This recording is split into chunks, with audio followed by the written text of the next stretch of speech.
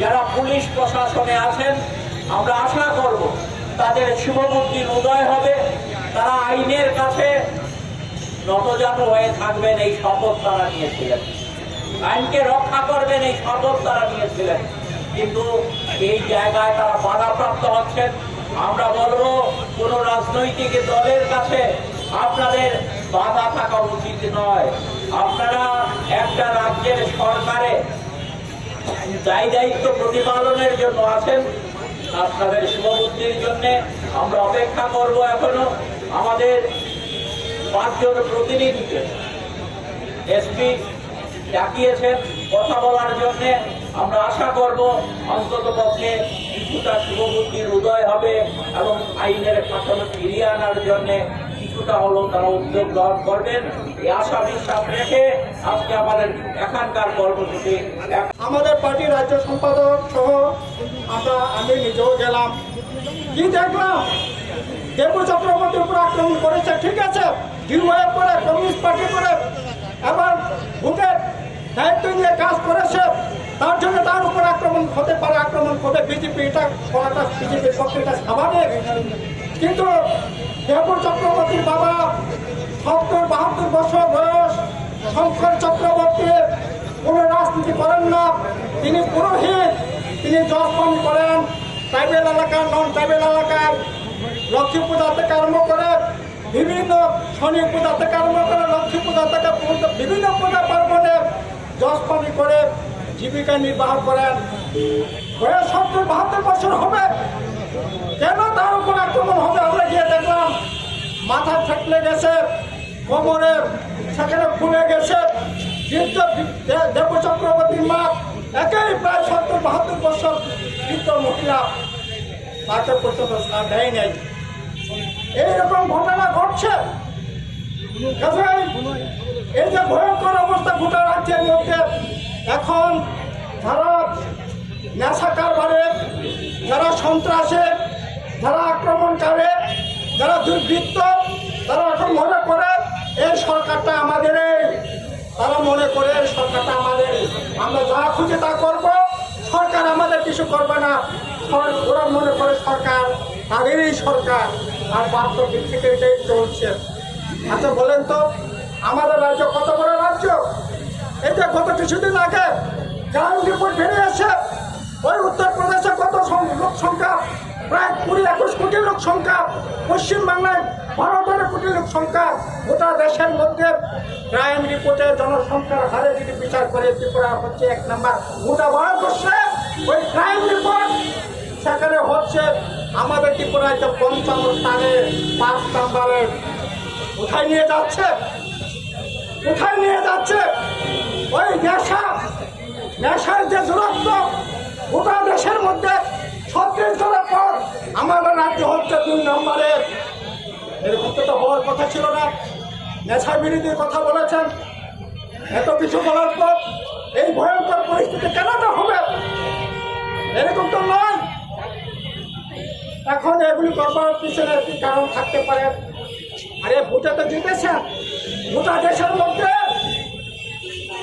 এই পশ্চিম ত্রিপুরা লোকসভা কেন্দ্র বিরুদ্ধে জিতেছে।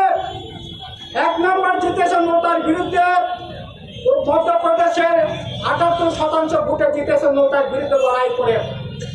সেকেন্ড জিতেছে 76%, তাও মধ্যপ্রদেশে। আর ত্রিপুরায় গোটা দেশের মধ্যে ত্রিপুরার বিপ্লবদের 73% ভোট পেয়ে সেখানে 3 নম্বর, তৃতীয় স্থান অধিকার করেছে। 1952 সালের পর দশরথ দেবের চাইতে, বীরেন্দ্র দত্তের চাইতে জনপ্রিয় ছিল কোনোদিন বিপ্লব দেব। আর এই বিপ্লব দেব 73% ভোট পেয়ে জিতে, কি করে জিতে? ডাকাতি করে জিতেছে। এজন বস্তি ভেঙে, এজন বসেছে জোর করে তুলে দিয়েছে। এরপরেও 7 টাকা আক্রমণ করতে হবে, বাড়িঘর ভাঙচুর করতে হবে। এই অবস্থা বেশি দিন চলতে পারে না। একদিকে এই ঝুলুম রাজ চলছে, আবার অপরদিকে ঠকাই রাজ চলছে, ঠকবাজের রাজত্ব চলছে। ওই এডিসি এলাকায় একই অবস্থা দেখছে। সেখানে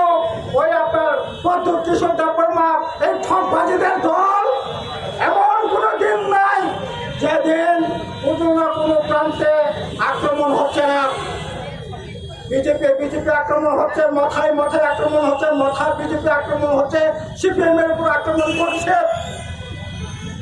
আর এডিসি এলাকার রাজ্যটাকে সরকার বানিয়ে ছাড়ছে। এই যে গত কিছুদিন আগে ঠকবাজি কারখানা দেখছেন তো, 110টা চাকরি সেখানে নেবে, 27,000-এর উপর ইন্টারভিউ হবে। কি করে প্রশ্নপত্র পাস হলো, বিচার হলো, কারা অ্যারেস্ট হয়েছে?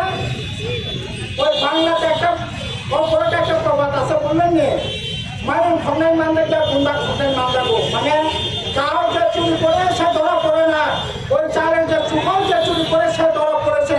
আমি তো মনে করি যে সুকল যে চুরি করেছে না, সুকল যে পাহারা দিয়েছে সে ধরা পড়েছে। নিরীহ দুটা ছেলে ধরা পড়েছে।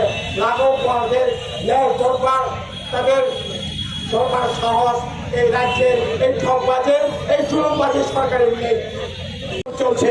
আপনারা জেনে অবাক হবেন, প্রাক্তন বিধায়ক সিপিএম এর নেতা, এই রাজ্যের বিশিষ্ট সাহিত্যিক লেখক নকুল দাস, তার বাড়ির পাশে একটা স্কুল আছে, সেই স্কুলের মধ্যে ইট পাটকেল মদের বোতল নিয়ে তার বাড়িতে ঢুকে, এই স্কুলে ঢুকে হামলা করেছে। পুলিশ কোনো ব্যবস্থা নিয়েছে গুন্ডাদের বিরুদ্ধে? কেন নেবে না? তাহলে পুলিশ আছে কেন? পুলিশের কাছে মানুষ কিভাবে বিচার চাইবে? পুলিশের কাছে মানুষ কেন আসবে? পুলিশ তো মানুষকে রক্ষা করার জন্য। এখানে দেখা যাচ্ছে মানুষকে যারা আক্রমণ করছে তাদেরকে রক্ষার দায়িত্বে পুলিশ নিয়োজিত। এই লজ্জা রাখার জায়গা নেই আমাদের। এই রাজ্যটা এমন ছিল না। বামফ্রন্ট এই রাজ্যে 35 বছর রাজত্ব করেছে, সরকার চালিয়েছে, এমন কেউ বলতে পারবে না। আর 6 বছরের কাহিনী যদি বলি এই রাজ্যের মধ্যে, তাহলে শেষ হবে না। আপনারা জানেন, সংবাদ মাধ্যম জানেন, পুলিশ জানেন, সেটা একইভাবে চলেছে। এটা চলতে দেওয়া যায় না। এর বিরুদ্ধে আমরা প্রতিবাদ করি। এই জন্য পুলিশ সদর দপ্তরের সামনে আমরা এসছি। পুলিশ সদর দপ্তরে পুলিশের ডাইরেক্টর জেনারেল অফ পুলিশ এখানে বসেন, আইন শৃঙ্খলা বসেন, যারা আইজির দায়িত্বে আছেন, এখানে এসপি ওয়েস্ট আছেন, অন্যান্য বড় বড় অফিসাররা আছেন। আপনারা আমাদের কথা শুনছেন না এমন না। কাজে আপনাদের কাছে আমরা এখানে বিক্ষোভ জানাচ্ছি। আপনাদের গেইটে দাঁড়িয়ে আমরা দেখতে চাই আপনারা দুর্বৃত্তদের বিরুদ্ধে কি ব্যবস্থা গ্রহণ করেন এবং আইনের শাসন কিভাবে আপনারা ফিরিয়ে আনতে পারেন, এটা আমরা দেখতে চাই। যদি এটা না করেন তাহলে আমাদের লড়াই আমরা চালাবো, গণতান্ত্রিক পদ্ধতিতে আমাদের লড়াই চলবে। এই লড়াইকে দাবিয়ে দেওয়ার ক্ষমতা পুলিশ কেন, গুন্ডা কেন, কারুরই নেই। জনগণের ক্ষমতা, বড় ক্ষমতা। এই ক্ষমতা নিয়েই আমরা এখানে এসেছি। আমরা এখানে দুর্বৃত্তায়ন করার জন্য আসিনি, আমরা বিচার চাইতে এসেছি। পুলিশ বলো দুর্বৃত্তদের বিরুদ্ধে ব্যবস্থা গ্রহণ করবে কিনা। যদি না করেন তাহলে আমরা আমাদের আন্দোলন অব্যাহত রাখবো। এই হুঁশিয়ারি আমি দিলাম। এই হুঁশিয়ারি দিয়ে আমি আমার বক্তব্য এখানে